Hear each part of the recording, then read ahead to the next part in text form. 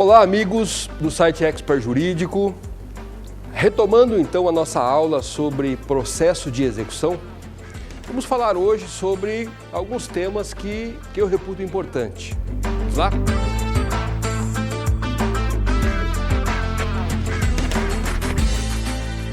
Títulos executivos. Qual a importância de um título na execução? Bem, primeiramente, o título executivo, ele é muito importante na execução.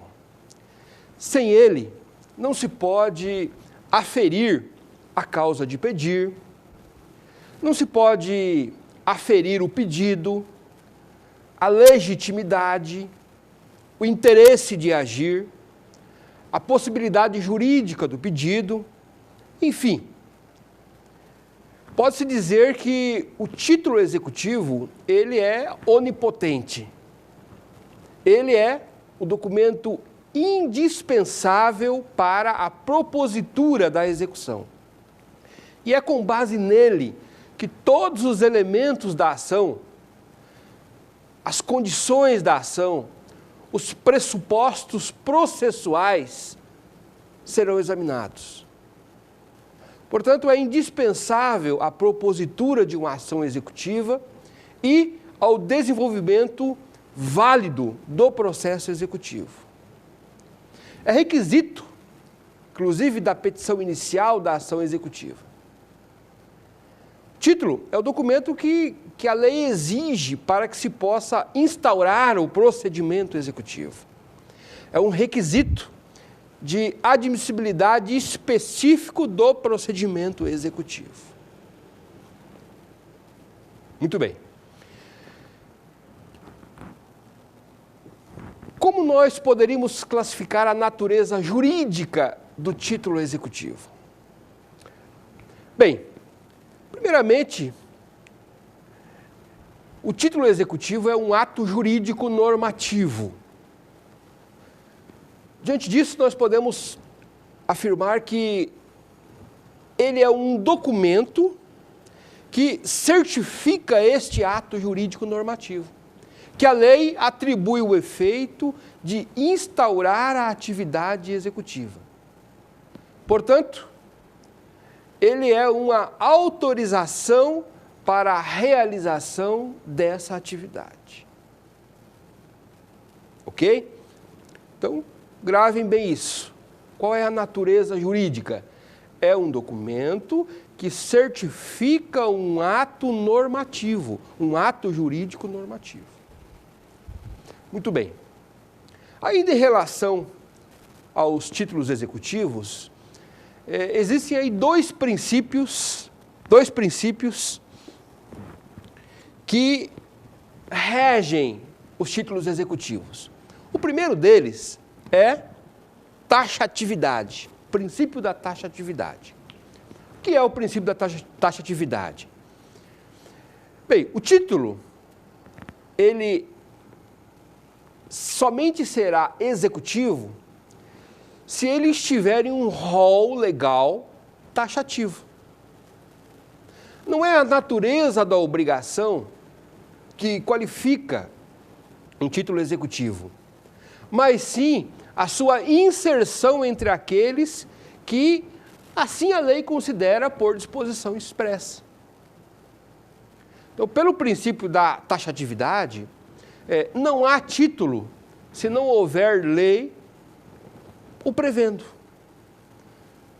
Pelo princípio da taxatividade, não há título se não houver lei que preveja que este documento é um título.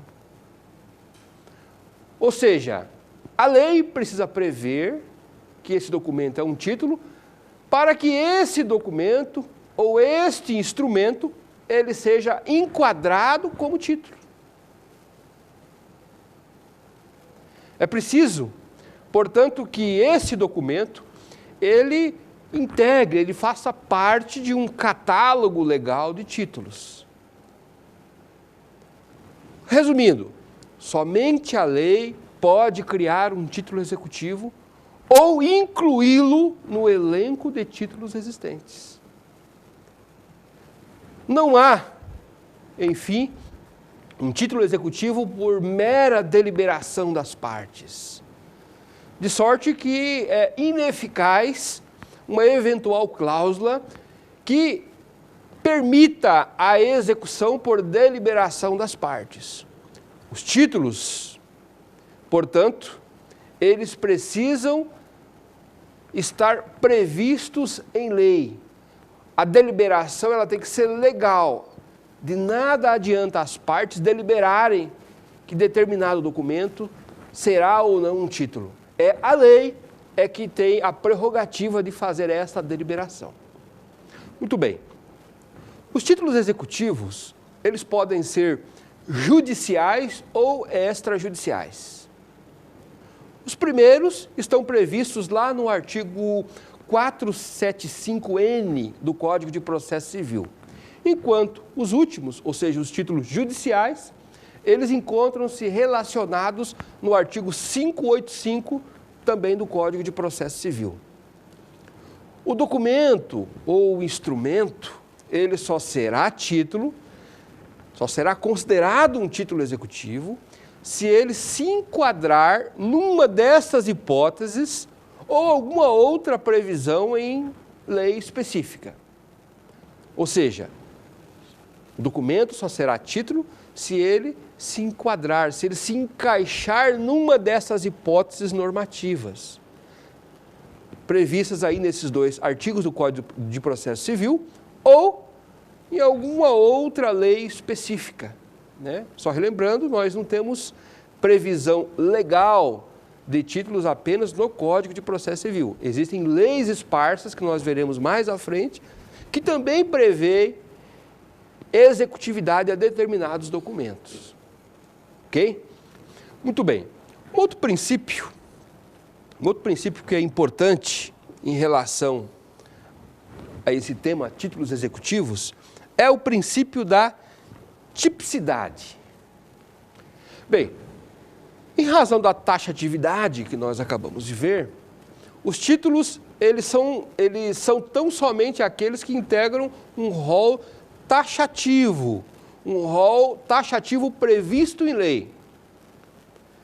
Entretanto, em virtude do princípio da tipicidade, esses títulos eles devem se enquadrar nos tipos legais, ou seja, nas previsões normativas.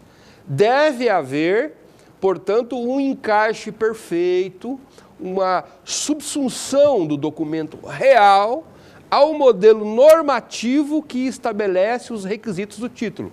Vou repetir. De acordo com a tipicidade, deve haver um encaixe perfeito, uma subsunção do documento real, do instrumento, a um modelo normativo, a um modelo previsto na norma, na lei, que estabeleça os requisitos para a existência desse título.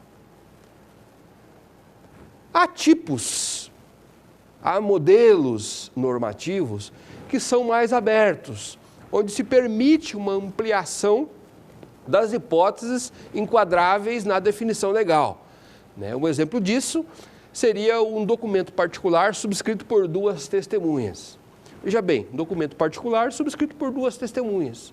Então você pode incluir aí qualquer coisa, a princípio, dentro desse documento, desde que ele seja subscrito por duas testemunhas assinem lá embaixo, a lei dá executividade a esse documento. Ele passa a ser um título executivo por força da própria lei, por força do Código de Processo Civil. Então, veja bem, é um tipo aberto, um tipo em que permite, portanto, uma maior margem aí de discricionariedade por parte daquele que emite esse documento, emite esse título. Agora, há aqueles que são mais fechados, onde a legislação ela estabelece todos os pressupostos, todos os requisitos, dando aí uma margem muito pequena de interpretação. O exemplo clássico é a nota promissória. Então, a lei estabelece todos os pressupostos, todos os requisitos que devem conter no instrumento para ele ser considerado um título executivo. Portanto, a margem de interpretação ela é bem restrita. Ok? Então, esse seria, portanto, o princípio da tipicidade. Ou seja, tem que haver este perfeito enquadramento, né, do documento real. Deve haver o perfeito enquadramento do documento real ao modelo, ao tipo legal que prevê os requisitos desse título, certo? Alguns permitem uma margem de interpretação mais elástica, outras normas trazem uma interpretação mais restritiva, mais fechada, mais restrita. Daí essa definição de tipos fechados e tipos abertos. Muito bem. O princípio, então, em relação ao tema títulos executivos, para esta aula, era o que nós tínhamos a trabalhar. Convido você agora para a próxima aula, onde falaremos um pouco mais sobre outros temas relativos aos títulos executivos. Muito obrigado.